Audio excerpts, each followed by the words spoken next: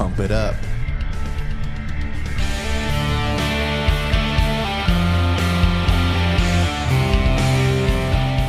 Welcome to the Grappling With podcast. Dr. Chris Hardy and William Walker will take a deep dive into topics covering wellness and prevention, performance, recovery, and injury management. Our mission is to provide the latest science-based information to help you get the most out of your grappling journey, both on and off the mat, and help you overcome any challenges you may be grappling. Dr. Hardy is a licensed physician and BJJ practitioner. I would have had to pull the shirt up though, so the podcasts are meant for educational purposes only and should not be taken as medical advice. Please seek out personalized care from your own medical provider prior to implementing any medical treatment or intervention. Hello. Hello. How's it going, Bill? Good. We have one of our good friends here with us today. Yeah, it smells good in here. For once, right? It smells like Brute. He's actually... Actually, that is what I'm wearing, is Brute. He's better dressed than I am, for sure. So, it's our friend Kyle Hiller. We'll kind of get into his background in a minute, but the most important thing to me is one of our over 50 brown belts. So I feel like I'm supported here today. I'm outranked today. Like Big time. There's a lot of experience in the room.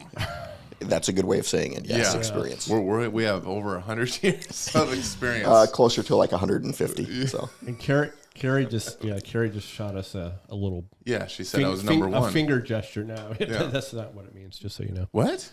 So, anyway, Weird. well, we're going to do a discussion on BJJ and law enforcement and military, and we have a subject matter expert here today. So, Kyle, if you wouldn't mind giving us your background, I think that'd be helpful. Yeah, so I know we're gonna talk about law enforcement training, Brazilian Jiu-Jitsu, how it relates to the military and law enforcement. Mm-hmm. But everything we're going to discuss also relates to the civilians that are listening and watching this, maybe to differing degrees, but it's all still applicable. My background, I'll give you the Reader's Digest version if there's anything you guys want me to expand upon. I've got about 40 years of military or law enforcement. In the military, fought in 2 different wars in 2 different decades. I was a military trainer, got out of the military. I went into law enforcement. I've been in municipal, county, and federal law enforcement. In the county side of it, I was in a special investigations unit. I was in a gang unit. Spent a number of years on a SWAT team. On the federal side of it, I worked for the State Department, the Justice Department, a couple other agencies in there. I was with the ICTAP program, that's the International Criminal Investigations Training Assistance Program, INL, International Narcotics and Law Enforcement. Had a really cool job for about 8 years. Very small team of individuals. What we would do is our trainers and the people that would plan the missions were all former members of Dev Group or CAG. And what we would do is mock terrorist attacks against government facilities. So, and that was just a lot of fun. You spend your whole life being the good guy, going out and being the bad guy for a number of years is kind of fun. Currently, I work with a lot of really good guys. They're all meat eaters. I got about 20 years on all of them, and they're very talented, much more so than I was at their age. I do have a number of certifications, either from the Federal Law Enforcement Training Center, the Washington State Criminal Justice Training Commission, the National Training Center. I'm a firearms instructor. I'm an SRT or a SWAT instructor. I am a defensive tactics instructor, and a number of other things as well. And I'm getting close to retirement, which I'm looking forward to. And a brown belt in Jiu-Jitsu. And a brown belt. Yeah, how'd you get started in Jiu-Jitsu specifically? So with Jiu-Jitsu, like everybody, I started... I think it's because I was hyperactive when I was a kid, but my parents put me in a karate class at the local YMCA up in Alaska, and I kind of had a knack for that. And from that, I started training with Tanaka and Tanaka's Martial Arts Academy up in Anchorage. Did that for? Look like Tanaka. So I was actually born in Okinawa, Japan. Okay. So I have a little Tanaka. It's a blood sport, right? Yes, it's a blood sport. So I studied with Tanaka, did that until I went in the Marine Corps, and military training at the time, and you guys both know because you were in the military, defense or hand-to-hand combat training was pretty limited. It was basically a judo throw with a boot stomp to the head, and that was pretty much all of the military hand-to-hand combat training at the time. It's actually really progressed since then. I know the Marine Corps now has MCMAP, which is the Marine Corps Martial Arts Program, and the Army is doing mostly the Gracie combatives. I don't know what the Air Force or the Navy's doing. Air Force is not a real military service. We've talked about that before. I don't consider it, but I was trying not to offend anybody. The Marine is trying not to offend while the Navy goes out and just... I'm trying to get better at my as I get older, not to be offensive. I want to encourage you not to. So okay. So got out of the Marine Corps and started with the sheriff's office, and I became a defensive tactics instructor, and this is in the early 90s now. And one of the guys on the SWAT team that I was with, he was a former Special Forces guy. He ran his own gym, our martial arts school. It was called CATS, Combined Arts Training System. Mostly Muay Thai and Kali and JKD. We did very little ground stuff at the time. I did that for a number of years.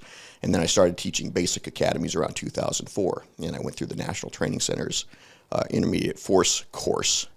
And I started getting all these new students coming in because I'd spent now pretty much my entire life doing stand-up. I had very little ground control training. And all these students were coming in and they all had this ground game. And like anybody else, I don't like to do things that I'm not comfortable with. I'd rather just stay in my lane and stay with that. But around 2010, it was I kind of bit the bullet. And I said, okay, I need to learn how to do jiu-jitsu. So I started going out and looking for jiu-jitsu schools, and a lot of them were like Bob's McDojo Karate School, and then now it's Bob's MMA school. Didn't like any of them, and I stumbled across Andrew's school, and I went in. I had a really pleasant conversation with Andrew, and did that. Watched him teach a kids class, and watched him teach a adult class. And I go, okay, this is my home, and I've been going to Andrew's school now since 2010, 2011. Nice. Excellent. So how in 2010, that's when you started really exploring that's when MMA gyms and grappling gyms. Was the main, what was it, UFC? Was it just these guys coming in that actually had some sort of wrestling or grappling experience? Like what really pushed you to... What was that? Was there a moment where it's like some guy just controlled the crap out of you, and you're like, okay? Yeah, with basic students. So I really like to be the silverback gorilla, and I try to spar with all of my basic students. So when they're going through the class and I'm teaching defensive tactics, I do the stand up and I'll stand up with anybody. I don't really care. But I had this one basic student take me down, and I had no clue what to do. Same thing when I was working the street is I did not like to go to the ground. I would get back to my feet as quickly as I could because that's where I was comfortable at. And so I just need to do some jiu-jitsu. That makes sense. How do you want to kick this off? Now we got past the old bio. No, for sure. I mean, I guess the biggest thing to start with, because there's such a wealth of knowledge with, just firearms and, law enforcement in general, that how have you incorporated, I guess we should start with the jiu-jitsu piece first. How's that changed how you were doing your job as you got more proficient? Did you notice a big change? So a much better change in control tactics. I've been through the Gracie's level 1 and level 2 instructor courses. Gracie University, right? Yeah. For their law enforcement. Their Gracie combatives. It's Gracie survival tactics for law enforcement. Got it. But I really have bought into the need for it. And traditional law enforcement defensive tactics or intermediate force frankly sucks. There's some, and I'll try not to use their names, but one of them is based on pressure point control, doesn't work. They have a 2-week instructor school. And at the end of the 2 weeks, you're now a bona fide instructor. Well, every instructor is different. Some departments pick their instructors by, you can do a lot of push-ups. You could be our DT instructor. And that might be the entire background that they have going into it. So got a lot of buy-in on myself, and then I got buy-in on my staff for it. And I just started incorporating it into the training. For the National Training Center, it's a 2-week instructor course. And I think there's a 4-hour block of ground survival, so there's nothing in there at all. With the basic students now, I'll spend a good period of time on it. We still have limited time as far as in-service training, but I've been able to, and it took me 3 years to get buy-off from administration. I now have what we call open dojos, so 2 days a week. It's open to any of the officers that we have in the area that they want to come and train, and we'll train for a couple days a week and just do jiu-jitsu. So. I know locally, Redmond does something similar where they've just fairly recently installed kind of a program like that where Thursdays or Wednesdays, there's a couple days that are designated that they know that people are going to show up. There's a local black belt down there that isn't part of the force or anything, but shows up as well to help teach. And they're starting to get that culture in there. Yeah, it is not. There's starting to get a lot more buy-in, especially with the younger officers. Some of the more senior officers are old school, and that's the way we're going to do it. You then have issues with fitness requirements and everything else. I know with my organization, we brought Andrew out a couple of times, probably 4 or 5 times now, just to teach my instructor staff. There was a group, actually, and I'll give him a shout out, Don Gula, who was one of my first DT instructors at the academy back in the early 90s. Big jiu-jitsu guy as well. Well, he started a group called the Wrestling, where once a week from around the state, these officers would get together and they would talk about, hey, I was attacked this week. This is how I was attacked. Let's figure out basically a jiu-jitsu technique to defeat it. Really, really good program. The problem is, and what I found pretty much nationwide is only about 10% of the officers actually go out there and train outside of what the department gives them, which is, I think, one of the big issues in itself.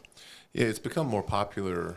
It seems like it's getting put out there, maybe because of people like Jocko Willink is, an advocate, Joe Rogan, some popular names that have talked about trying to instill this culture of grappling being that's part of your job is weekly.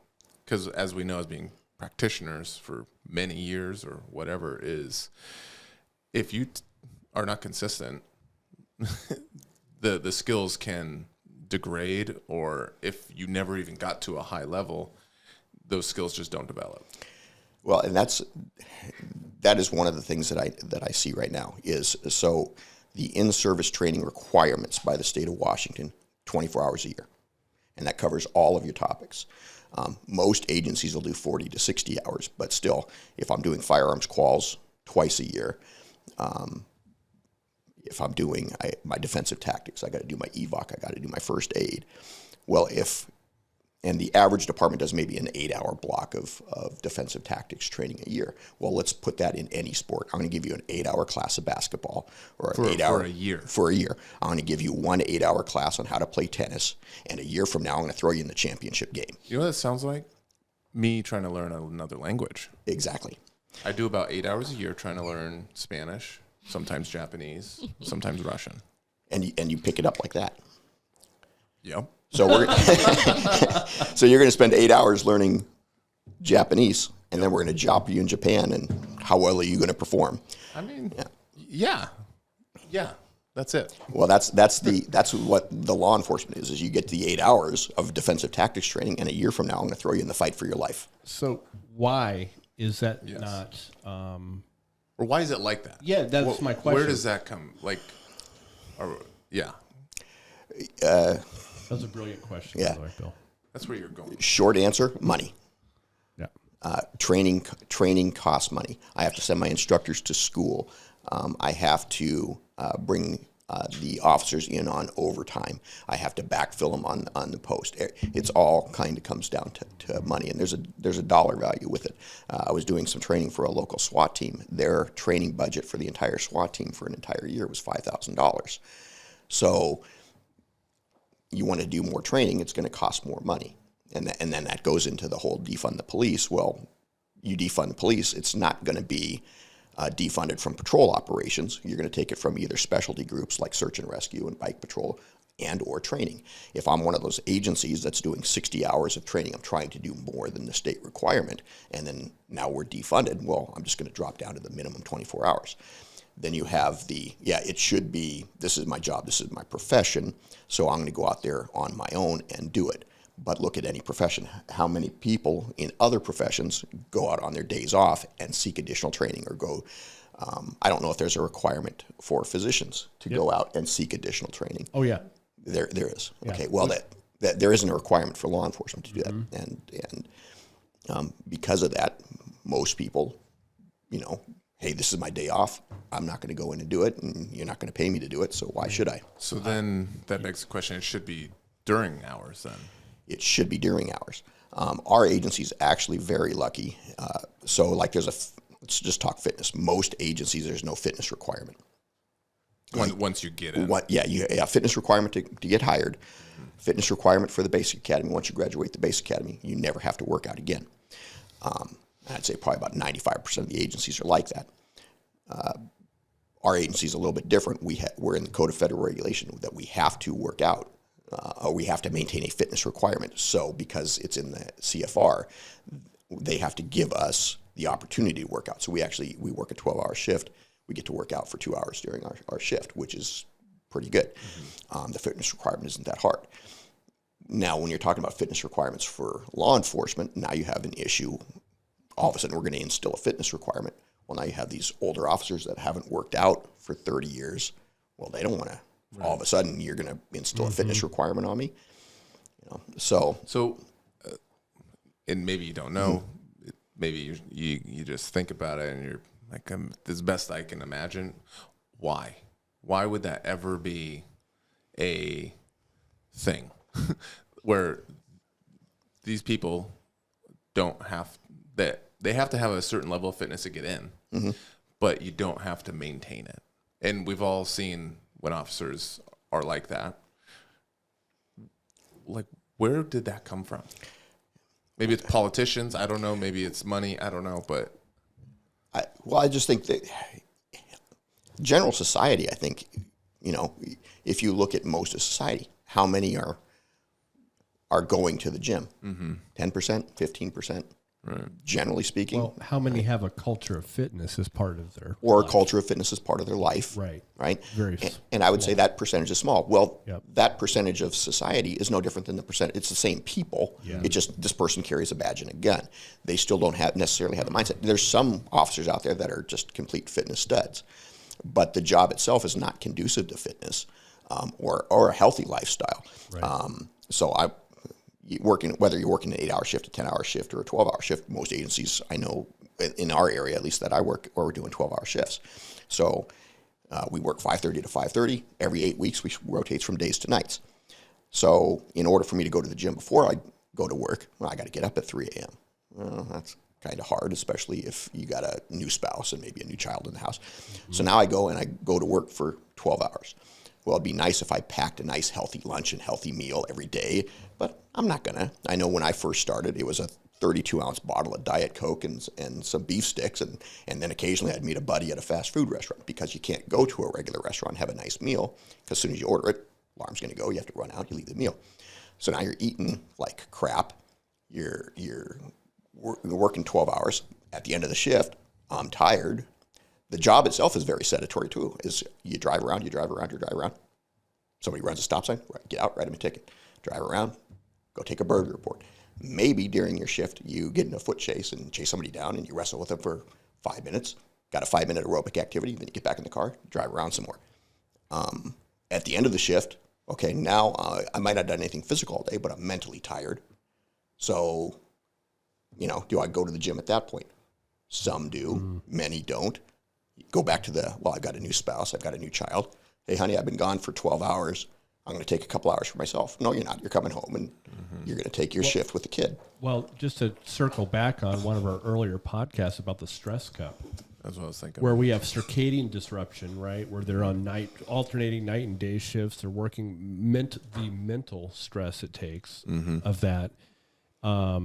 Their cup is pretty damn full, you know, and so it is definitely a challenge. So what would you say would be, if you were king of the world, as far as you're like, hey, I'm going to make this happen for all law enforcement agencies, what would you like to see happen?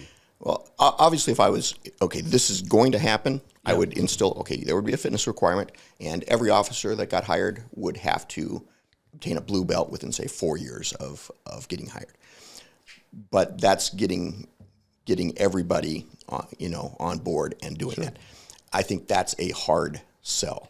But part of your work day, then we're assuming. Would be part of your workday. Would be part of that. So other things to do is, okay, 25% of the budget goes to training. Okay, do it that way, or you could do performance incentives. Every time you up a rank in Jiu-Jitsu, you get a bonus, or if you have a fitness requirement, could be something simple like the Cooper assessment. You pass the Cooper assessment at a percentage for your age group, you get a bonus, and make it a monetary incentive for them to do it, because you're still going to have that 80% of the population, or 80 or 90% of the law enforcement. You're being generous. I'm being generous. That's just not going to do it unless you monetize it in some way. Then when you have the other problem you have, then is also the politicians that go out there and say, okay, we're going to ban lateral vascular neck restraints, chokeholds. And they know nothing about it. And know nothing about it. Right. So one of the best techniques we have is you can't even use it. In the state of Washington, it's illegal. In the federal government, it's now illegal. You can't use chokeholds. Well, that's one of the best techniques you have. It's been used in Jiu-Jitsu forever. It's used every day in schools with no negative repercussions. Law enforcement officer use it, goes to jail. Right. Right? Or gets sued, et cetera. And you were mentioning about, getting at your own administration, getting buy-in. You said it took 3 years. I know for a fact, working in the military and associated with the government for a while, making a monetary case, you have bean counters there. I don't know why this isn't working well for me. All right. Thanks. So you can hear me better. On that mic, you got to be a little closer. Okay. So, but making that case is basically a return on investment they want to see. Right. And, there was a case study that we can talk about in Marietta, Georgia. I'm sure you're very familiar with that, where it seems like they got them some data on this. And, whenever you want it, I have kind of the outline. We'll link actually the article in the description. But I'd like to, if this is a good time to kind of segue into it, then we can circle back around and see what Kyle's take is on this. Just some of the stats. I'll give you guys the background. So those of you who haven't seen this, I think it's been on the Gracie site as well too. But this is what I have is right from the Marietta, Georgia Police Department. And so they started launching this program requiring new hires going through the academy to do Brazilian Jiu-Jitsu as part of their training. And so it's a 2 years study. So they had to do a minimum of one BJJ training session per week until they were done with their academy and field training. Okay. But they got so much, it seemed like it was successful. So they then opened it up to any Marietta Police Department officer could sign up and attend 3 BJJ classes each week. The department paid for the officer for their time and covered the cost of the classes. And when they went and looked at the data, it wasn't huge numbers, but it was big enough to be statistically significant, where they compared those that participated in the jiu-jitsu training of those officers that did not. And those that participated in the training, there was a 48% reduction in injuries to officers using force, 53% reduction of injuries to the person being arrested when force was required, and they threw this in 23% reduction in the use of the taser.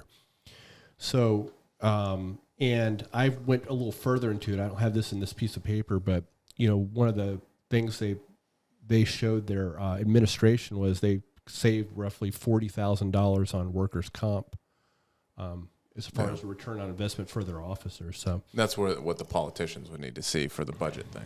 well, right. And so what's your take? What's your take on that, Kyle? Well, yeah. And again, so what they did there is they started off with recruits because we can make a new requirement for recruits that you can't necessarily make, because when you're dealing with police unions or police guilds, you still got those senior officers. You could make it a new requirement for recruits coming in. You have to do this. Mm-hmm. The dollar value, 100%, is you have to be able to show that there is a return on the investment, and whether it be the L&I claims or the injury to the officer or the lawsuit from the injury to the suspect, you have to be able to show that, and then sell that. And one of the issues I had with, and this is the person since retired, but one of my former administrators, was all about the injuries on the department. He doesn't want to have any injuries during training.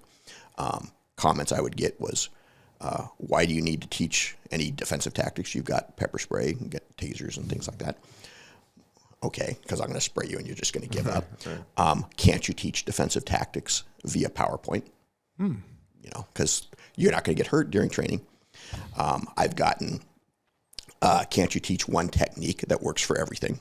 And if I ever learn the Vulcan pinch, 100%, I'll start teaching that. But I haven't learned that one yet. And the one technique that probably is closest to that would be the lateral vascular neck restraint or rear naked choke. Yeah. Can't teach that. And then, like in one case, I was teaching a simple sweep, and one of my students got, he got an injury. Well, you will never teach that technique again. So that's the kind of fight, and selling it, you have to be able to sell it. I really like this study, and it's one of those things that, and then that you have to present to your administrators, and then get them to buy off on it. And that I'm assuming that person is making this, like zero risk kind of mentality, has never done martial arts in their life. Yeah, it's zero risk at all. They don't want to have any kind of risk, and it would be better. And that's what you're seeing now was like with a lot of the state laws. Police officers aren't even supposed to make contact now in the state of Washington unless you've got probable cause to make an arrest. And we're getting down in the weeds, but you have levels of suspicion. Well, probable cause is the level of information I need to have to say this person committed this crime, I'm going to make this arrest. Well, if I can't contact them until I have that information, how am I going to develop that information? It's very hard at that point to develop the information. So there's a lot of risk stuff in there as well. Well, what those stats that came out of that study, why do you think they showed that? Okay, so injuries are less to the suspect, injuries are less to the officers. Right. Jiu-Jitsu isn't, unlike stand-up martial arts. I'm not, doing an impact on your person. I'm not punching you, I'm not kicking you, I'm not hitting you with a baton. So you're not going to have those injuries. And everybody knows in jiu-jitsu is I can choose whether or not to hurt my partner. Once I've got him into a position, I don't have to finish the technique and break the elbow or anything else. It's control. My favorite technique, I call it the bow tie, but everybody else calls it the gift wrap. I'll go into that position. I can stay in that position pretty much indefinitely. And I know if my backup is 6 minutes away, I'm just going to go into that position. My suspect isn't getting hurt. I'm just going to hold him in that position until backup gets there. Then we're going to roll him into a cuffing position and cuff him. So if I can control the suspect, I'm not getting hurt. I'm not getting punched. I'm not getting hit. I'm not getting bit. I'm not doing that to the suspect. There was a case near where I worked where the suspect was shot with a taser. You got the neuromuscular incapacitation. Oh, yeah. Person falls down, hits their head, $300,000 lawsuit.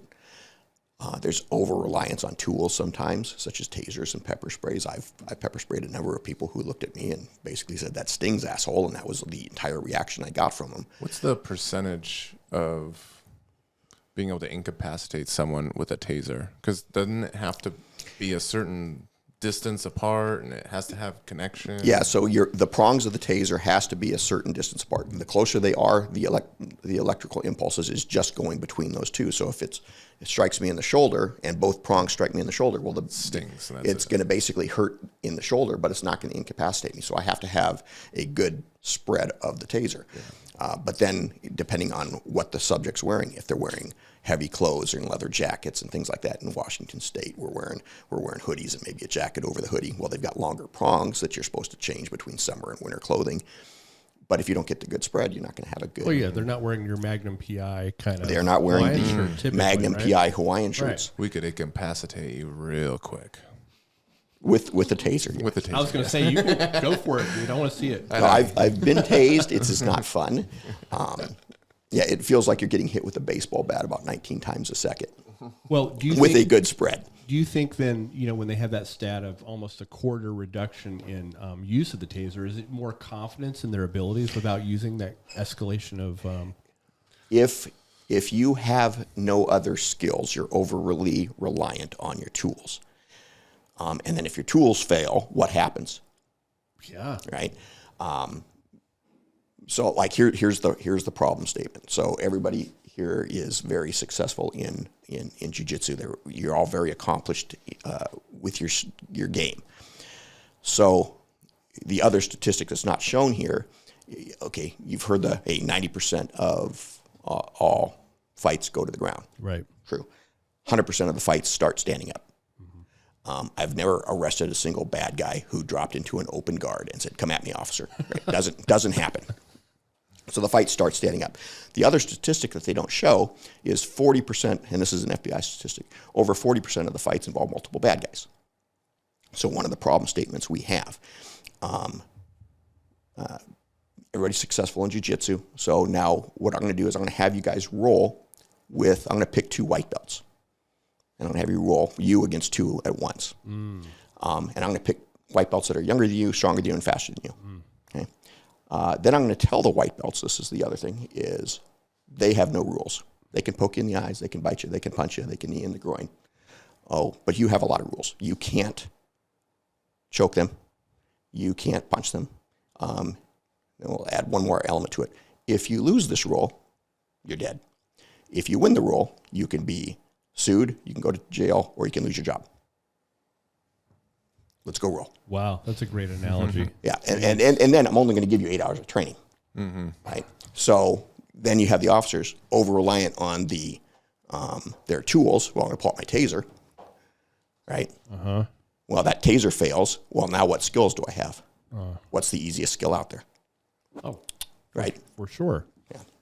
So do you feel like if you have a bit more confidence in your ability to handle things with grappling, that you're less in a flight or fight response right immediately, having more confidence, help, because people don't make good decisions when the amygdala, bring it back to neuroscience, we have the prefrontal cortex, which is our, hey, maybe I shouldn't react to this. Maybe let me step back and look at the situation. And then we have the amygdala that's driving like instant reaction, like someone cuts you off in traffic and you yell at them. It seems to me the more confident you are in some of your abilities, the less that amygdala is going to take over, and the more you can actually think a little bit. My medulla. It takes over a lot. Does it? Yeah. Yeah. I yell at a lot of people in traffic. Well, right. We all do. But I mean, just in that kind of situation, I'm asking, it wasn't really a statement. I was kind of asking what you thought about that. No, 100%. So what I found is the more well-trained I got, the less use of force situations I was involved in. And I not sure why, other than maybe I'm carrying myself a little bit differently, or I'm projecting it, or I'm just more confident, so I'm less likely to, jump to that level of force. And I think there's something to that, and that probably also adds to the statistics in the study. That panic in the moment thing where no one's really thinking, they're in survival mode. That's kind of not where you'd want to be, right? Well, no, and that's even like when we were training the other day, is one of the things is after we were engaging the targets, you're scanning left, scanning right, checking your six, because you get that perceptual narrowing. You get that tunnel vision, your eyesight goes down, and so along with the scanning for additional threats. And everybody who's done jiu-jitsu has seen this, is you're a white belt and you're rolling with somebody who's a blue belt or a purple belt, and they just start wrapping you up, and you just kind of go into, I don't know what I'm going to do. I'm just going to start spazzing out because I'm panicking. Whereas you're a purple belt or a brown belt and somebody starts wrapping you up, it's like, okay, I can deal with this. Let's figure out how to get out of this. Yeah, I've been here before. Let's figure out how to do this. And that just goes directly to training. I know we've talked about it before, where you feel much more comfortable when you're mounted or something like that, right? Mm-hmm. Like it's just brought a confidence, so you're not like getting freaked out, right? Yeah. So it's made a huge difference, even when she's going against men or bigger people or something like that. Well, and that's the same thing in law enforcement. Again, when you're talking, most don't seek additional training. If we could get them that training, they would be more confident and less likely to elevate their level of force. There's always going to be those circumstances where you can't get around it, but much less likely. I look at a lot of these law enforcement instances, and they're justified, but they're not necessary. Can you expand on that a little bit more? So, and let's look at the media. Once upon a time, you had three channels: ABC, NBC, CBS, and the news would come on 6 to 7, and it'd be Walter Cronkite or some other anchor, and they would give you the news of the day. That's what you had. Well, now you have a 24-hour news cycle with multiple different cable news networks, and it's all about, let's get the story out. It doesn't have to even be true. Let's just get in. And if that story can create other stories, then we're going to, hey, more the better. We can then charge more money for our advertisements and get more revenue in. So if you look at law enforcement encounters, you have probably across the United States 10,000 citizen contacts every day. Of that, you have thousands of arrests, justifiable, whether it be, for simple theft or, a violent assault, but you have thousands of arrests, which means a use of force every day. Once or twice a month, you might see in the news an ugly arrest that is justifiable. It's ugly because it's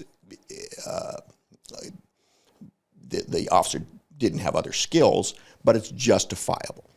And then once or twice a year, you might have an arrest that is both ugly and unjustifiable, like the George Floyd arrest, where maybe that officer got what he deserved. But once again, there's a skill thing there that he didn't know. Take was it fentanyl or whatever was in his body, but take that out of the equation. Just holding a dude for 9 minutes at the neck with your knees, like that's not even like the guy was cuffed behind his back. Well, and you and I both know, being in bad positions, all of us know. Yeah, that would be horrific. Right. I've had a knee on my neck before, and that's so not for 9 minutes. And that goes to the training thing of like, if that guy had, maybe he's just a piece of shit. I mean, that's definitely a possibility. There are people out there that are just pieces of shit. So, because training, but the training encompasses not just jiu-jitsu training. You've got things like cocaine-induced toxicity. You got excited delirium, positional asphyxia, rhabdomyolysis, which is actually a topic you guys might want to talk about down the road, because anybody who's a coach or training, rhabdo is, like all of my officers have been trained on rhabdo. That's something you might want to talk about. I think we had a question on it before, but it'd be a good topic to talk about. I think I've actually talked about it. We talked briefly about rhabdo. But every one of those things can lead to, in every state has probably 1 or 2 in custody deaths every year.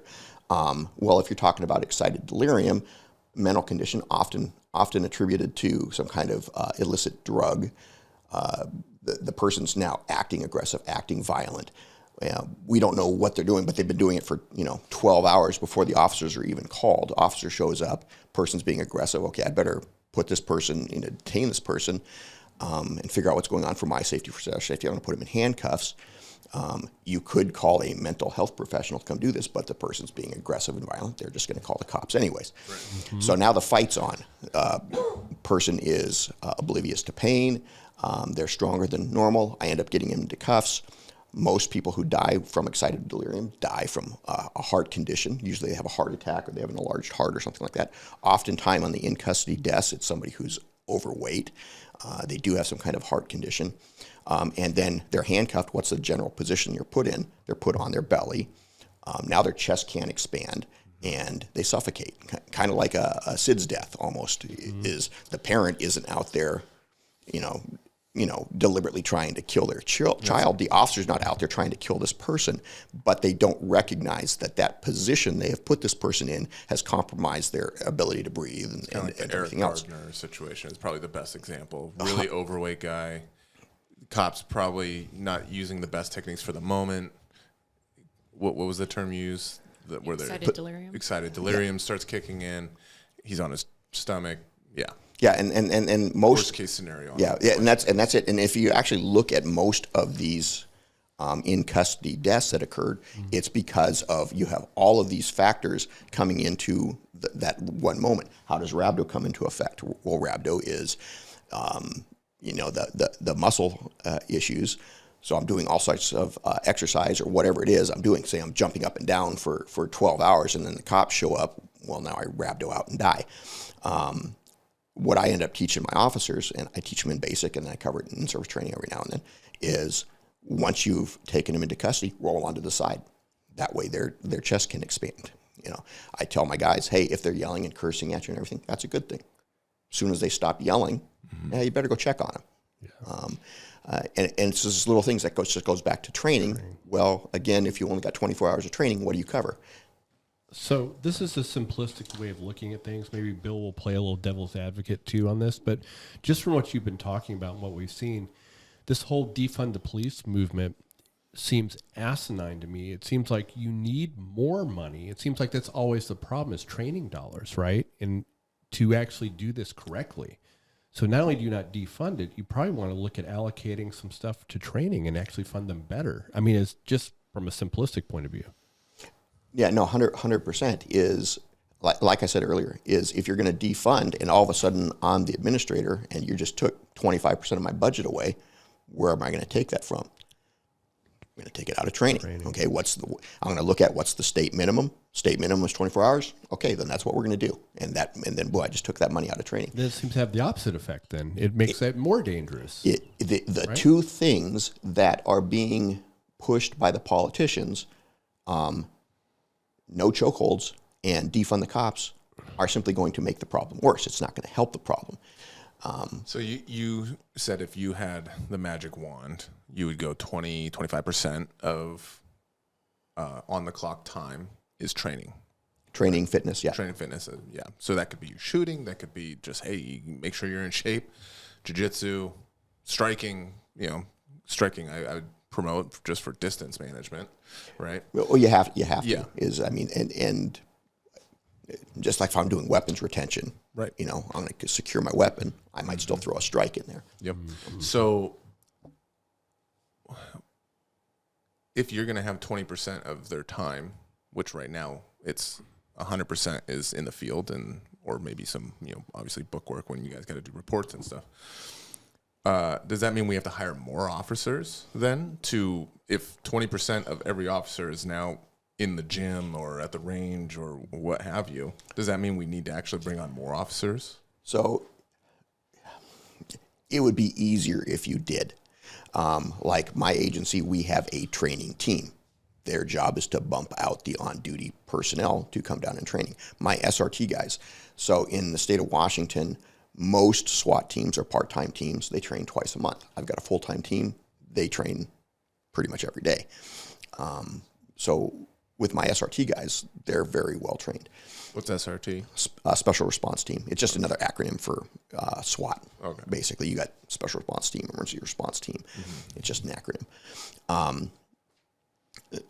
But then we also have we call it physical exercise program because we're required to. We have a PEP relief where I've got one person that, okay, you're working this district.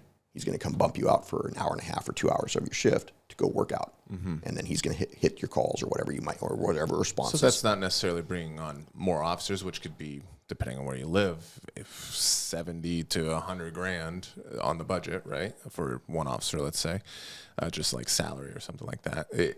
You can just kind of manipulate the schedules a little bit. Yeah, you'll have to have that body to be able to go do that. Yeah. But yeah, no. Once you have that, then it's just manipulating the schedule. But you look at the model of like the SEALs or recon in the Marines, they have training cycles. where you'll have a team goes out, okay, they're operational, they'll come back and decompress, but they'll go right back into a training cycle, and that's all they're doing. And to get that high level of what they're doing to be as effective and safe of what they're doing, most of their time is spent in training.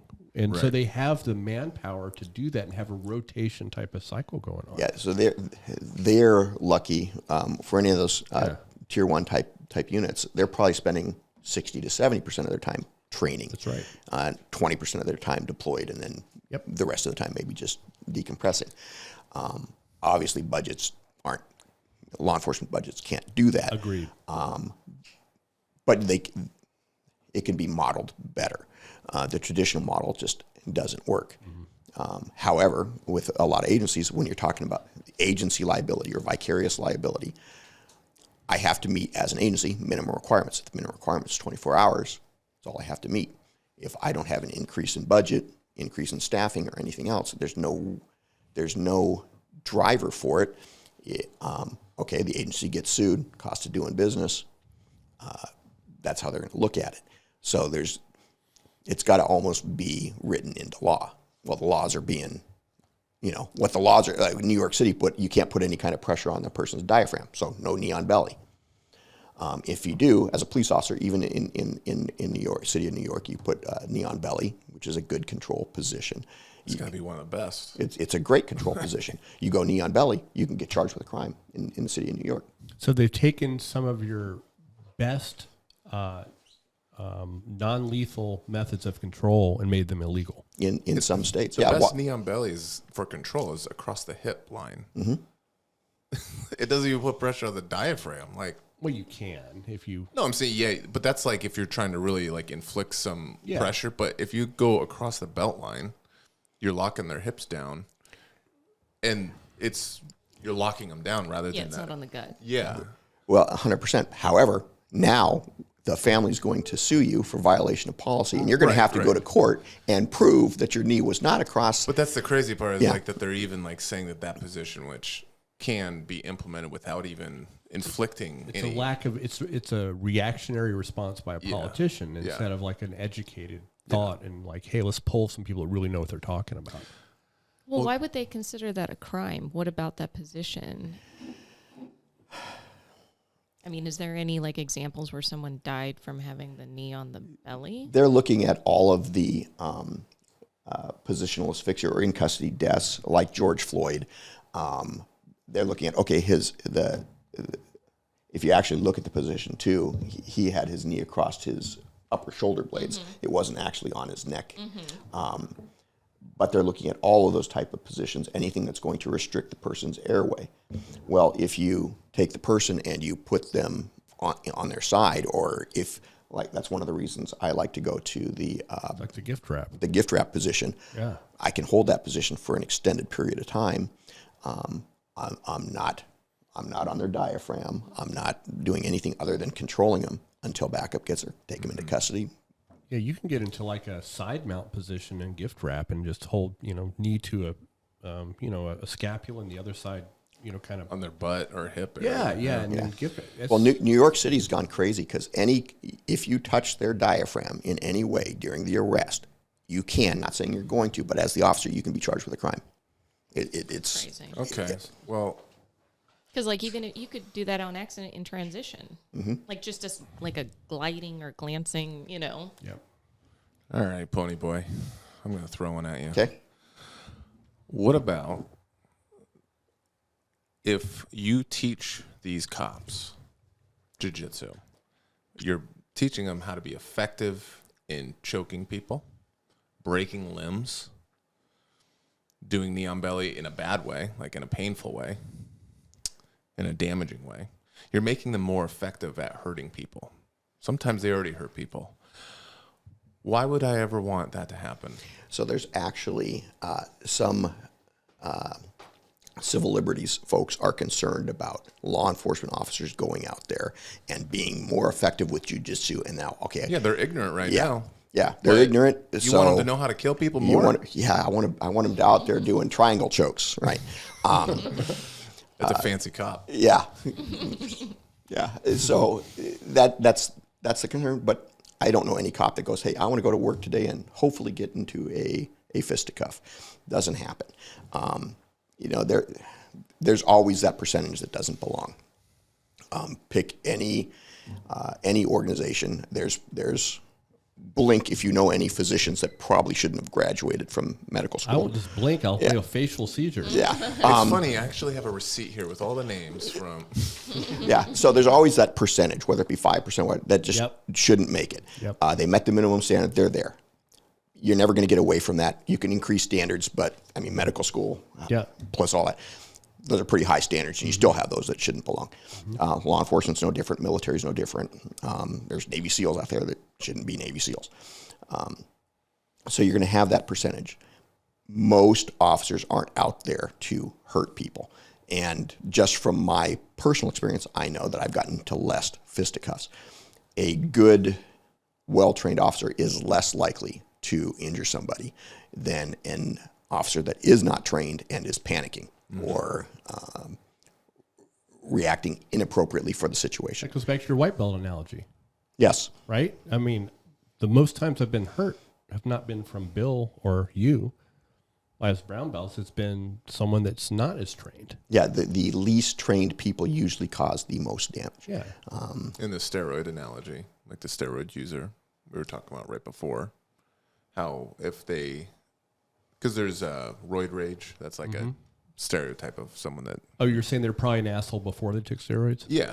Like, It just amplifies that level. Yeah, for sure. and that's not everyone that uses steroids turns into an asshole. No, But- it just amplifies what they already are. Yeah, if you're a jerk before, and same with something like knowing how to fight, whether that's take cops out of the situation and it's just at a jiu-jitsu gym, it weeds out a lot of the ego people, and they just can't hang getting choked out every day No. for the first year of their journey. But there are some guys that do stick it out, and they're still jerks. Well, and that's where I won't say every law that politicians put in place is necessarily a negative law. One of the ones that was recently passed in the state of Washington is if I see another officer doing something inappropriately, I have to intercede. Otherwise, I can also be charged. Okay. So there's checks and balances to it as well. So I'm just not going to, oh, hey, Bill's out there breaking arms left and right. If I happen to show up there and you've got the person under control, and then you go, and snap the guy's elbow, Yeah. okay, I have to actually intercede and report that. So this is a sensitive area here that you're bringing up. And I did a podcast with a blue belt at our gym, Sean. And he's an officer as well. And we kept his name under wraps because we kind of, it was in the height of a lot of these riots and George Floyd stuff. So we went over a bunch of different scenarios. But one of the things was the culture of no narking, weeding out the bad eggs or whatever, whether you believe it's 1% or 30%, like whatever side of the spectrum you're on. There are bad eggs. We know it. They're always going to exist.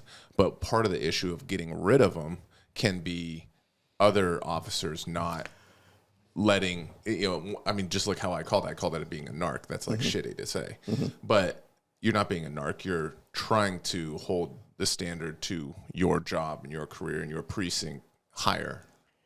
So I guess the question is, how do we deal with that?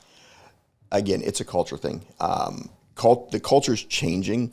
When I first started, if you had if you decided you were going to go out and seek psychological counseling for anything that you saw on the job, well, you're weak. You're right. such a baby. You're just a big baby.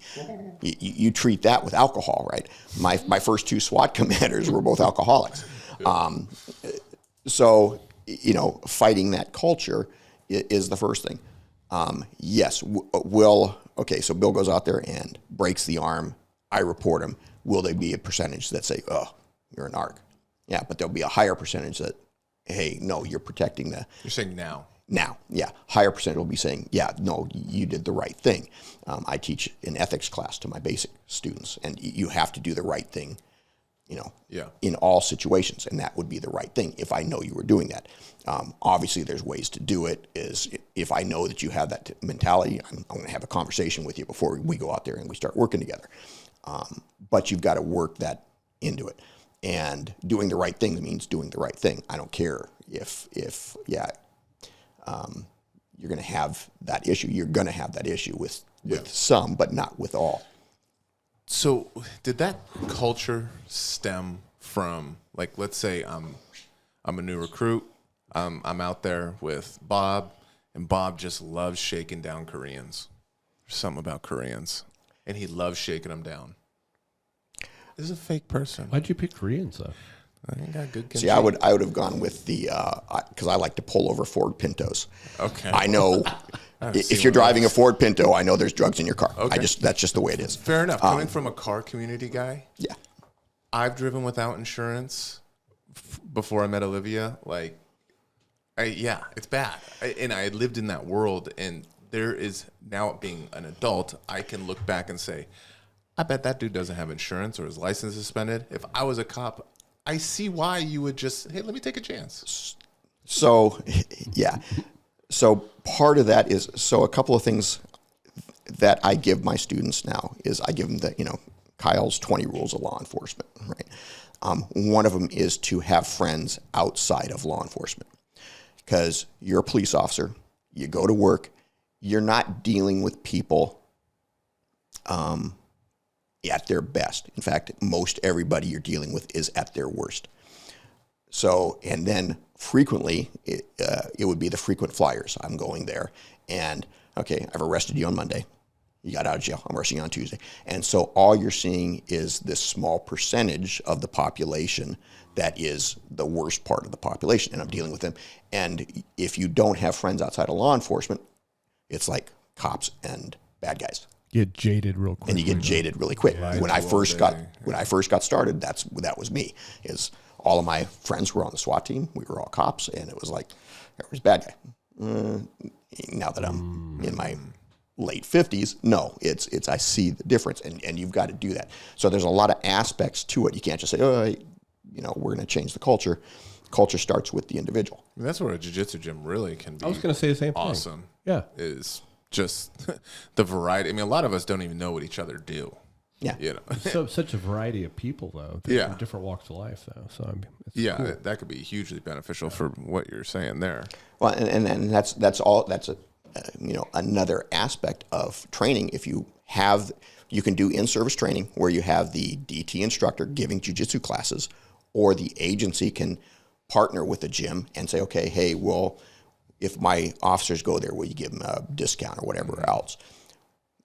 You might not be able to mandate it yet, but hey, if people wanted to go train, now they can go to a gym, they can start training, and now you're seeing people outside of the gym who aren't necessarily police officers, and you realize not everybody's bad. Again, just like you have, 5% of the police officers probably shouldn't be in there.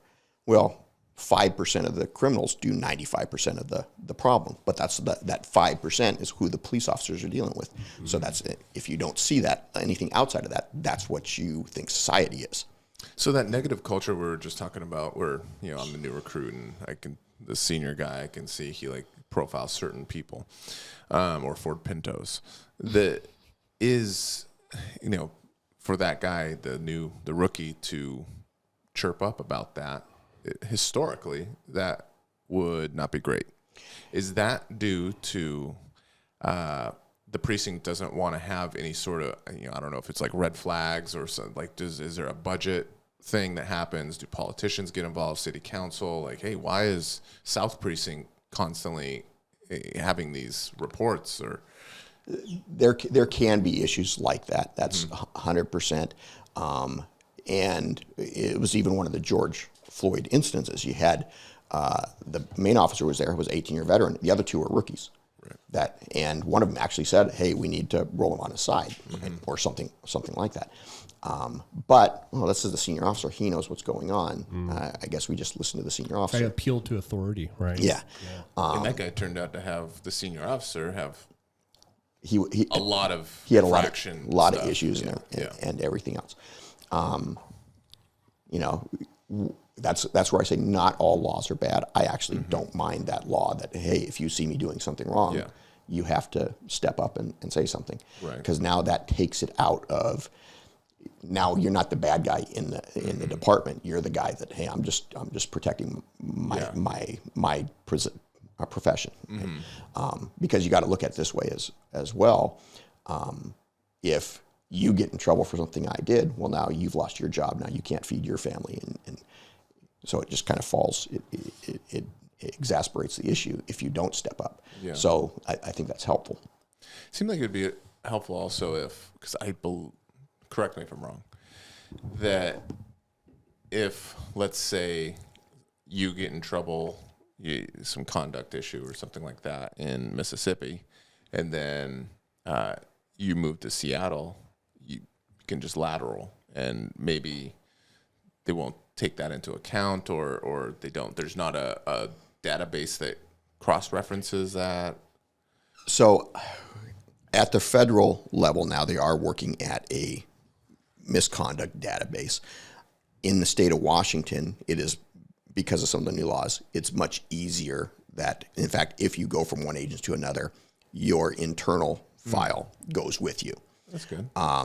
Outside agency coming into Washington, they don't have a requirement necessarily, depending on the state, to give that information up. However, if you're the hiring officer, so agencies can get in trouble for, on the vicarious liability side, failure to properly train, which is, I think, the biggest issue, failure to properly supervise, or bad hiring. So if I hire somebody who I know as an agency and that person has a history and they come in, I can actually, as an agency, be sued for that as well. So agency administrators need to be aware of that and go as well. Yeah, we have that in medicine. There used to be a doctor would do something really dodgy in a state, leave, and they would set up practice somewhere else and do the same kind of crap, right? Now we have national provider identifier numbers. We have, if you're coming into a state medical board, every state has a medical board. And when you apply for a license there, their background check the shit out of you. And they can cross-reference. Absolutely, they can. So it stops that kind of stuff. Yeah, and in today's environment, I don't see a lot of PDs. If I ask for your internal file from an agency and they're not going to give it, I might not even hire you. I've always had an interest in working in law enforcement, and I feel like I've noticed more and more. This could just be anecdotal, but previously, everyone was always looking for lateral officers. So someone that already has experience, and they just want to switch to a new environment. But it seems like now they're really pushing for entry level, new, fresh people. So the reason initially agencies would go for the lateral is because I don't have to worry about you going to a 6-month police academy, spending the money as an entry level while you're attending that academy, and then you fail at the last minute, and now I spent all of that. If you're a lateral, you're already trained. I just need to train you on our department policies and procedures, and I can put you to work almost immediately. So that's why laterals are generally looked at. It's just a dollar value thing. Entry level, what I see there is the reason maybe some agencies are looking at entry level. It's harder to get more and more laterals, and then B, with an entry level, I can train that new officer to a new culture, or the culture that this agency, whatever agency it is, wants to promote. If you want to promote the kinder, gentler officer agency, then you hire that person, and that's what you give them. Yeah. Interesting. It seemed like I just started noticing it in the last year or two, that it just seemed a little bit more prominent that, even Everett, for example, that they've historically only done lateral. It seemed like dollar values. Yeah. It's just cheaper to hire the lateral. And one of the other problems, the very large agencies south of us, I've got some friends that work there, and they're at about 60% staffing, and 40% of them are retirement eligible. Wow. So if they get any more upset, they're going to be hurting for bodies. So they're going to be hiring a lot of, and those guys in that particular department, they'll lateral to other agencies, which just opens up more entry level positions. Right. But, going back to the 10% that train though, look at Andrew's school, right smack dab in the middle of the county. You probably, when you talk about all of the different agencies there, and then the officers that live within driving distance, you have probably 1,000 officers live within driving distance of that school. How many are in the school? Right. Dozen? Yeah. Right? Maybe. Yeah, maybe. Yeah. So I used to be in the car community, street racing, drifting, all that kind of stuff. Fast and Furious. I was in it. Yeah. Find another way, pizza boy. So, and there's a guy I follow on Instagram that became a cop in the last few years. But he was in the car community also. It was just happened that I continued to follow him. And I like when you just say car community, like it's some benign thing. So, well, it's hard. It's we're only doing criminal traffic. okay. Well, now I'm with you now. They're so granular, the sex of car community. So it's like if I start saying, well, I really like the stance community, you'd be like, what the hell is that? Yeah. So Well, I just know you like cars. I didn't know. I That do meant- like cars. Well, I just didn't know that meant like you were actually street racing. you're an ape. How about that? So he became an officer, and I was like, dang, that's awesome. He posts a lot and puts it on Instagram and stuff. I was like, this is sweet. I don't know if he's county or what. He's an unmarked car, so I can't really tell. But I messaged him and said that he, because I know he lives in like Snohomish. I said, hey man, just come into a day class. I teach the day class. Come on in. You're more than welcome. Try it out. But I really encourage you to start training because he never has. And he was really appreciative. But his fear, and I completely understand, was getting hurt during training because he said he has kind of a bum shoulder. I think it was shoulder or knee, but I think it was shoulder. You remember me talking about this, Liv? When I messaged this guy? Maybe. So anyways, bum shoulder. And he's worried about hurting it in training. And then he's in obviously a tough spot. What do you say to that person? Yeah. You can get hurt doing just about anything. And that's one of the, and I understand it. When I was on that team that went around and conducted mock terrorist attacks, most fun I've ever had. I used to do a lot of skiing when I was growing up. I stopped skiing because I didn't want to break my leg skiing and then not be able to go on one of these Terrorist attacks. Terrorist attacks, right? So, and that goes back to everything else. I would imagine he would still have his, whether it be L&I or anything like that, especially if the department was funding it, you could claim an L&I injury. Yep. But I don't know why that wouldn't still be it.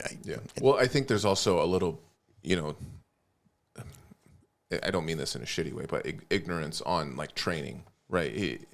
It's very common to be like, oh, well, I'm going to have to spar every time and it's going to be a bloodbath every single time, when it's like, well, we can do technique, we can do technical training, we can keep sparring, like spar with advanced people, so you'll actually keep you from getting hurt more than. So having been a law enforcement instructor since 93 is when I started teaching cops.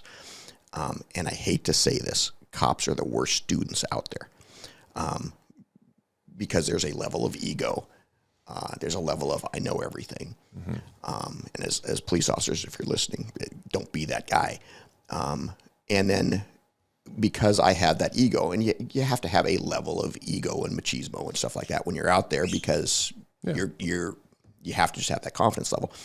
Well, I don't want to now go into a situation where I'm the worst person there. And I same reason why it took me 40 years before I started doing jiu-jitsu. It's like I wasn't good at it. I was very good at punching people. So what do I want to do? I want to punch people. I don't want to do jiu-jitsu. And I had to actually fight my own ego to go do that. So I get that. You don't have the understanding. You don't have the and then if it's not something you're interested in, that's the other element of it, is he's interested in driving. Like one of the things that we do at our agency is we're starting open. We do open range, open dojo, and open evoc. So if you want to come and drive your car around our track, high speed. We have a 1.5-mile track that multiple elevations, multiple corners, and race. I bet he'd be all over that. Yeah. Because people, again, drift to what they're comfortable doing.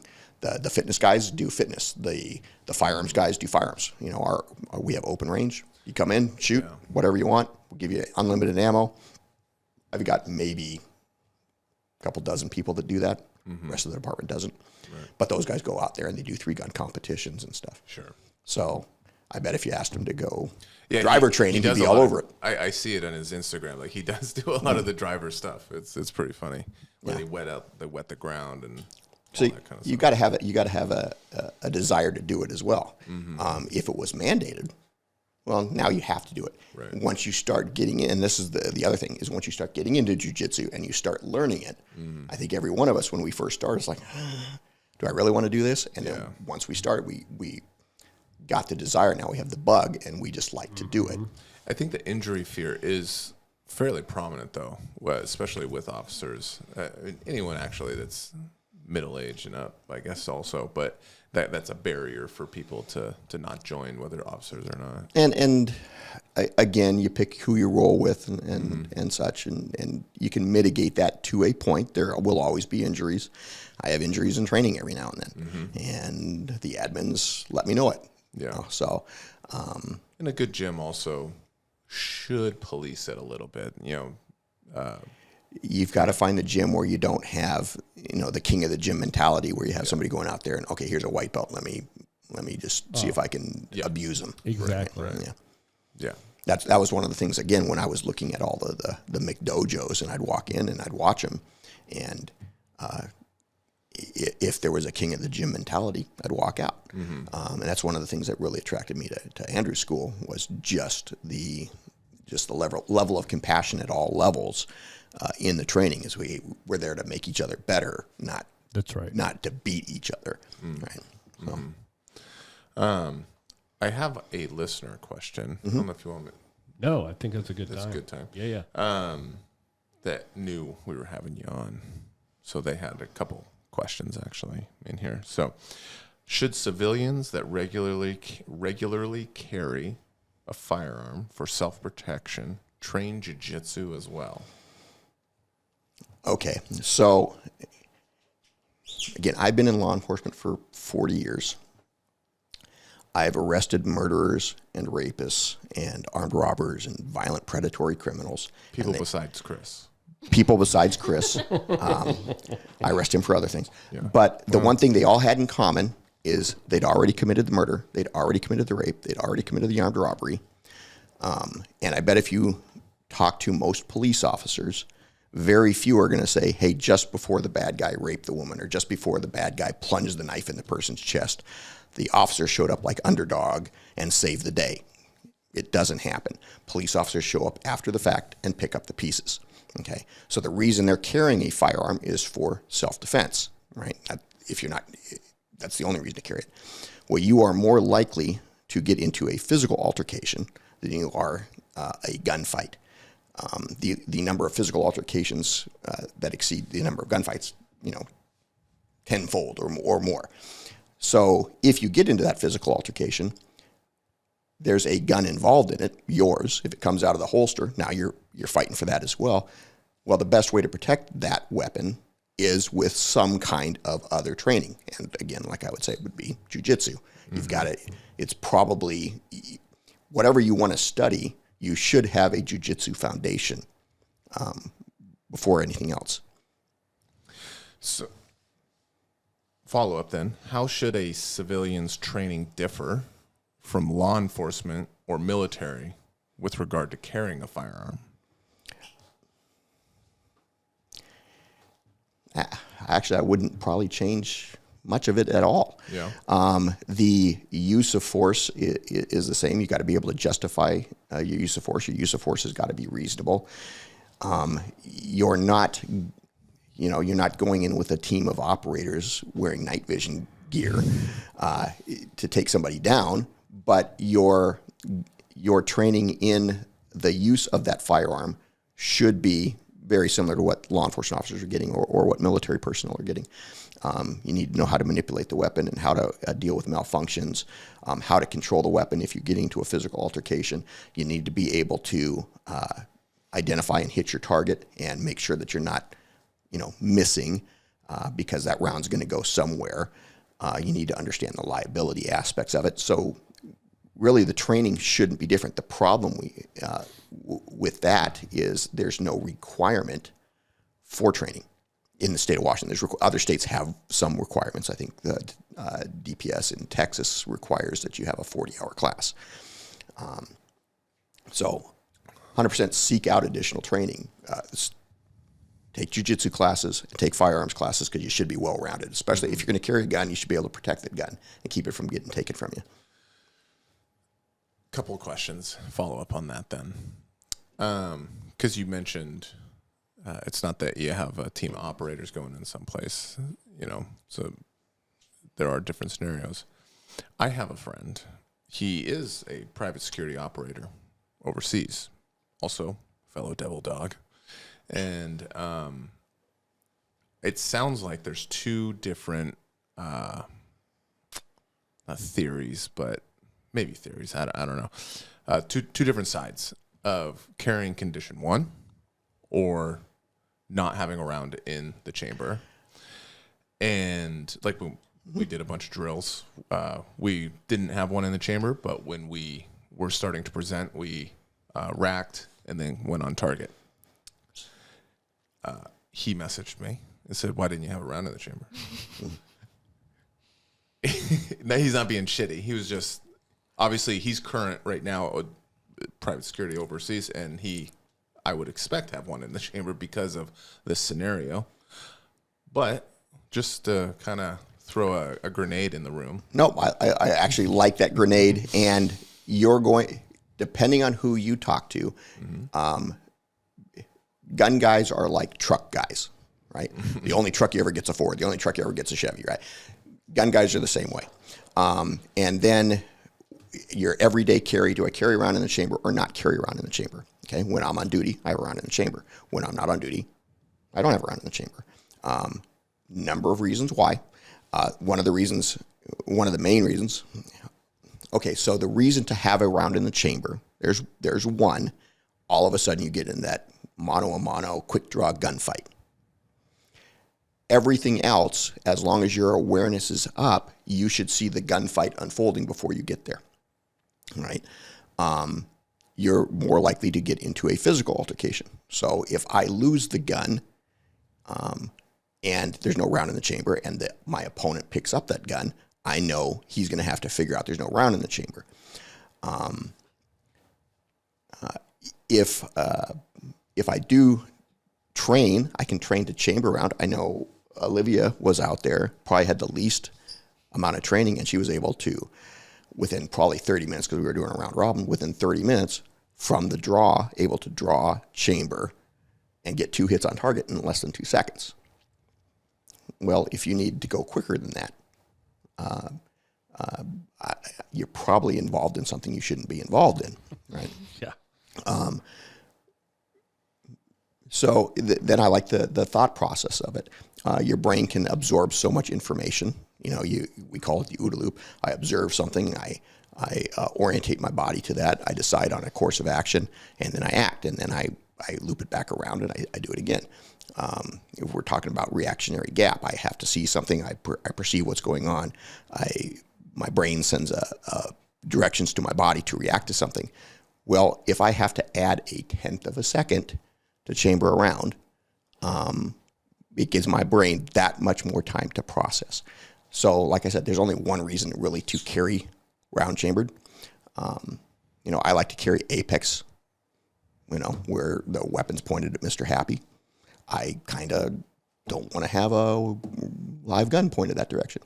What the gun guys are going to say is, well, you need to get more confident in your weapon. I'm plenty confident in my weapon, but shit also happens. So, does Olivia point her gun at Mr. Happy? What? What are you Gary? saying? Olivia wouldn't have a Mr. Happy, you jackass. Oh, She has an innie, you have an outie. So again, so back to that. If you like to carry with a round in the chamber, by all means, carry around in the chamber. If you don't. I like to push the don't have a round in the chamber so you can think about it a little bit more. You have other options. I would imagine, does your Marine buddy train in martial arts? Yeah, he's a brown belt. He's a brown belt? Yeah. Okay. But side note, he, like I said, he does private security in very bad area in the Middle East right now. Well, you should have a round in the chamber. Right. So that's number one. Number two, he doesn't even, well, he's going to start now that he's still working, but when he's back in the States, he'll everyday carry, but he historically hasn't. He never carries. I don't know why, but well, because you got the other reasons as well. Is you should never leave your weapon unattended.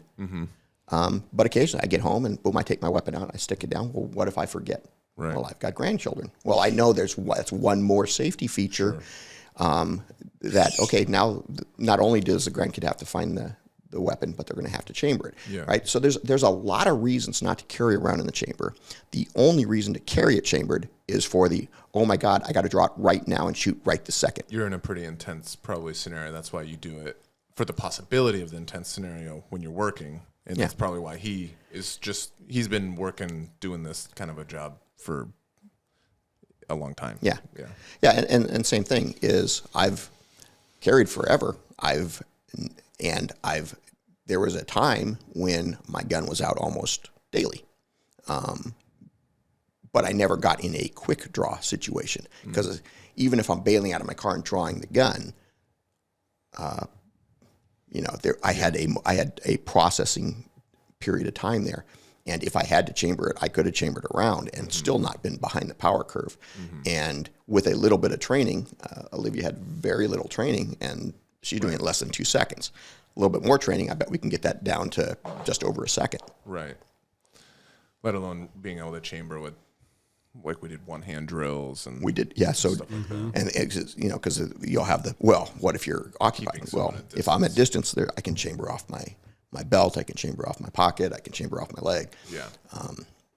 And I explained to him a little bit of what we were doing, and he's like, well, it's just more of a training scar. Like, he was saying that for himself, because it was always implemented from, you go from Marines to overseas security to different kind of overseas security. So he's constantly been in that kind of a scenario, which I would think would make you probably lean that way. Yeah, and I'm almost gonna maybe my training scar. The reason I did that, do that is when I first got in the Marine Corps, and we were actually carrying 1911s at the time. They didn't allow us to carry around in the chamber, so when we did draw, we had to draw and chamber. So I've just always done that. It's just easy for me. It's an easy transition. Yeah, I think. It's an interesting conversation because they are like truck guys where it's like Chevy or Ford. Like it's one's the best and one's not, and just seeing it like online with people talking about. Well, and that's one of those things. I have a lot of guys I work with hate Glocks. Okay, can't stand them. Glocks are terrible. It's been a pretty effective combat handgun for about 50 years. So, so gun guys are just like truck guys, and all of their opinions are valid. You end up doing what is best for you. Yeah. So. I don't know if we should, or if you're comfortable with it, maybe not, but any thoughts on the issues that we ran into in Texas? Okay, so... Or do we know enough?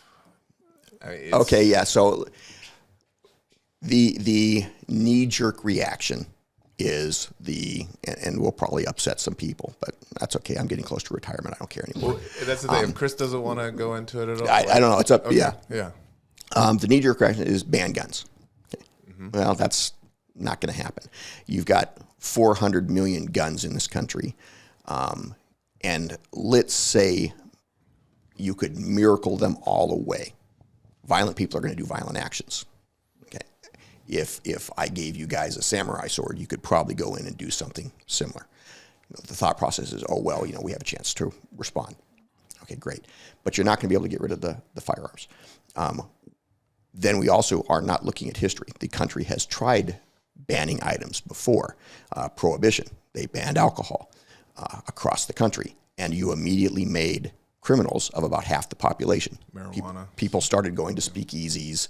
People started doing moonshine, and it directly led to the rise of the mafia. What was that like when that was implemented?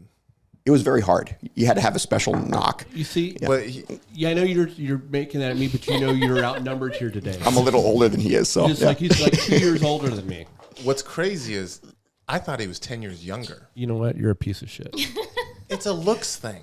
It's purely aesthetic. He's better looking. That's fine, but I mean, I was going to say younger looking, but I'm shorter. The banning the gun thing isn't going to work. So you have to look at hardening the schools. Well, people don't want to talk about that. Well, again, look at the politicians. They all have their kids in private schools. They either have Secret Service protection or they have diplomatic security service or some other kind of, their kids are protected, okay? It works for the Israelis. The Israelis have armed security at all of their schools. Why? Because they're under constant threat of a terrorist suicide bomber walking in. So you need to harden the schools. You could either fund it. I get my property tax raised every year from some levy for the school. I argue about them every time. I would actually be happy to pay a property tax that would go to hardening the school. They don't go to that. They go to other things. You could take police officers. If you're not going to, say that property tax went to pay for a police officer to work an overtime position, well, it's not, okay, we're not going to do that. You got a department of 100 officers. That officer could volunteer their time one day every 3 months to help protect that school. You could do that. That's not going to cost anything other than the officer's time. Well, the officers aren't going to want to do that. You've got literally thousands of retired police officers and military personnel who, as retired persons, would love to go in there and protect the children and spend one day, and you could actually take those people, put them through some kind of special commission. You have reserve academies and stuff, give them training, and now that retired person would enjoy doing that and feel purpose in their life. Wouldn't cost taxpayers a dime. That could do it. There's lots of answers for it, but we don't want to do that. We want to shake fingers at everybody, and we want to go down the road that's not going to happen. So let's ban guns, let's ban assault weapons, or whatever they want to say. And that's, I think a knee-jerk reaction also is, so you want to give all of our teachers guns, and I think the first response should be, I don't want most of you wussies carrying guns. It should be not a mandatory thing. It should be, I would think, some sort of, are you willing to go through strict training, continual training, to show that you're capable of maintaining a firearm? And also, you don't let people know who it has it. No. Like who that, maybe there's only two. Kind of like the air marshal thing. Yeah. well, But exactly I like think that. those are actual marshals. But like, No, but I mean, you don't know who they are. the incognito Yeah. effect. Well, and obviously there are teachers, I don't ever want to see them carrying. 99%, Yeah. I probably don't want to see. But there are some. My brother's a teacher. I would have no problem with him carrying concealed in the school if he had additional training. You could go, hey, on summer break, you go through the reserve academy. You get the same training the police officers get. You can have a car salesman who goes through the reserve police academy, and now he can carry a gun. He can make arrests when he's working as a police officer. Why can't you have the teacher do that? How about recruiting veterans to be teachers? You could do that, but most veterans have more of a conservative tint in there. Right. But My friend that I talked about, he can't. I was like, there was a time where I was pleading with him to stop going back to work, and I was like, just become a cop. Like, it's easy money. You're trained. You get a job easy, pension, blah blah blah blah. And his last, I think it was 4 months or something of being a Marine. He was in that weird spot where he couldn't go do another deployment, so he had to stick out the last 4 months at 2-9, and he was an MP, and he was like, I cannot go to a domestic dispute and hear two people bitching at me. I'll kill them both. He just couldn't do it. One of my complaints that I received, because you do get complaints when you're a police officer, amazingly, was at a domestic. And this particular domestic, and I'd been there multiple times. I knew them both by the first name. They knew me by my first name. I'd arrested both of them. They knew the law. And in the state, if there's even an allegation of assault, you basically have to make an arrest, right? So he had the television remote, and she stood over his shoulder and for 45 minutes barked at him, oof, oof, oof, until he got upset enough. He stood up and he pushed her. She went immediately, called 911. I ended up hearing the story, and I basically said, get your asses back inside or I'm going to arrest you both. And I just swore at him, right? And the complaint is we're very concerned about Kyle because he's never acted like that around us. So it's hard, especially when you have those frequent flyers, and that's why you have to have friends outside of law enforcement. There's I'm just looking at Carrie across the room, seeing what would happen if I just barked at her for 45 minutes. She'd probably choke you out. She would choke me unconscious. Yeah. So anyway, that's funny. She doesn't need to call the cops. No. Not on you, buddy. No. So yeah. I forgot where I was at on that. What did I ask you? Oh, you're talking about your buddy, and he just didn't want to go to domestics. And in Texas and stuff like that. Well, and I guess a part of it, I wasn't even really referencing the gun violence kind of piece when it comes to Texas and that whole situation, because I think gun control and all that kind of stuff it's such a robust thing, and I think you stated the perfect thing is we're not in the same situation that Australia was in or New Zealand or anything when we have 400 million and then we neighbor certain Mexico? countries. Yes. But it was more so what appears to be Bad response by the law enforcement? Bad and unfortunate response by law enforcement. So not knowing everything, the reaction that agency did goes against training. Prior to Columbine, the traditional law enforcement response was to set up containment, call in SWAT, let SWAT respond. Average response time for SWAT is about 45 minutes nationwide. Some agencies are faster, some agencies are slower, but roughly 45 minutes. Average response time for law enforcement is about 6 minutes, right? After Columbine, under active shooter situation is, hey, let's get in there and let's go directly to the threat, neutralize the threat. And that's been the training for the last 20 plus years. That's what our agency trains. That's what most agencies trains. I'm sure that's what their agency trained. It looks like, and again, I'm not involved in that at all, that whoever was the on-scene commander thought that particular subject had barricaded himself in a room by himself, and now he's a barricaded subject, not a threat to others. And so in that scenario, your response is, set up containment, call in SWAT, let SWAT respond. However, if I was the on-scene commander, you still have the potential of children being in there or other victims. You need to go in there and stop it.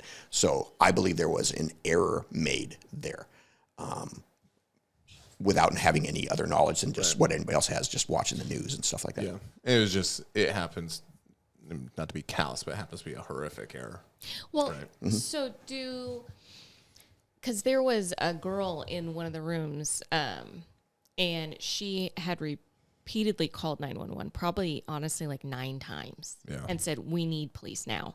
So how does that information get passed to them? Do they know that? Which is why parents were running in and being detained, which is visually very bad. Yeah, and again, I don't know how their 911 system's set up. Usually the 911 call goes into a call screener, as the call screener is typing their information on the screen, the dispatcher is getting that information and is providing that information.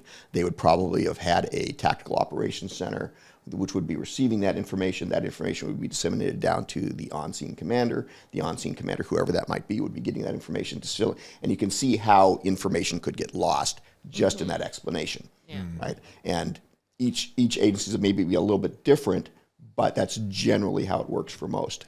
And there's not a, it was a very costly error, which I think could have been avoided. Again, saying that without knowing everything involved in it. Yeah.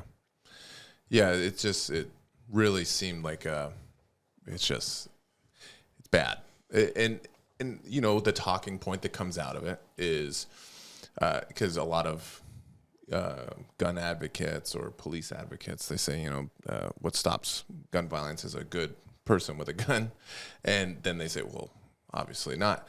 I like to point out that the reason that the guy didn't shoot the whole school was because a dude ran in there with his barber's shotgun. Well, then they also, what you're also not seeing is there was the next day or a couple days later, there was the incident where the individual was very upset with the party, and there was some street parties going on.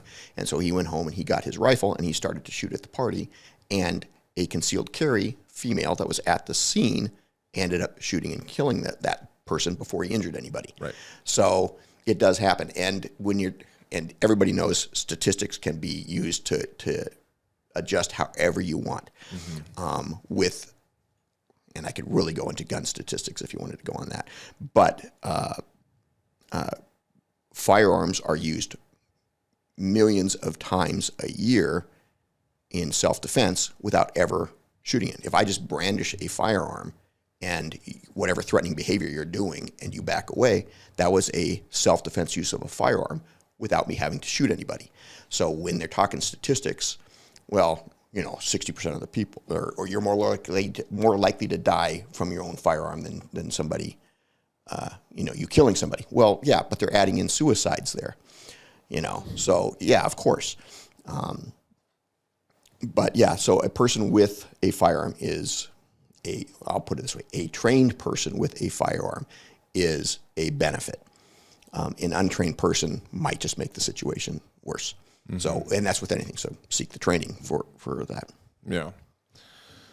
I love that. That's kind of a good way to end up on a conversation. Do you have anything you want before we kind of cut the podcast short? We've been going a good amount of time. I could take my shirt off. Oh God, please don't. Just start flexing. Yeah. Ugh. We haven't flexed once today. No. Any kind of take-home message? Anything you want to? So take-home message is watch the news with a grain of salt, and don't think that all officers are out there trying to hurt people, that they're all racist or anything like that. That's just not. That is a news media narrative that they're doing for ratings. So understand that. As officers, whether you're in the military, seek the training. It is your profession. Whether the administration is telling you to do it or not, you should be a professional and go out there and seek it yourself. There are ways about it to do it. And same with the civilians. If you're going to carry a gun, seek training. There's lots of places you can seek training at. And if you're going to carry a gun, you should probably also know some kind of self-defense, whether it be Jiu-Jitsu or something else. Seek some kind of training. What's the cheapest place to buy ammo? I looked all cheaper around. I think cheaper than dirt you can get ammo fairly inexpensively. Yeah. But yeah, no, ammo's It's crazy spendy right now. Expensive now. Well, that's all I got. Well, that's my grilling. I have one final thing before we kind of head out. Kyle went through all his background and all that. It's really impressive. I love all the information he gave us today. But just a plug for him also. He's also an author. Wrote, and I'm not just saying this because you're my friend, he wrote a great book called The Spotted Owl.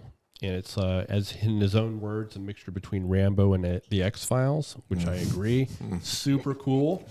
it's a great book. So thanks for writing. Is it available?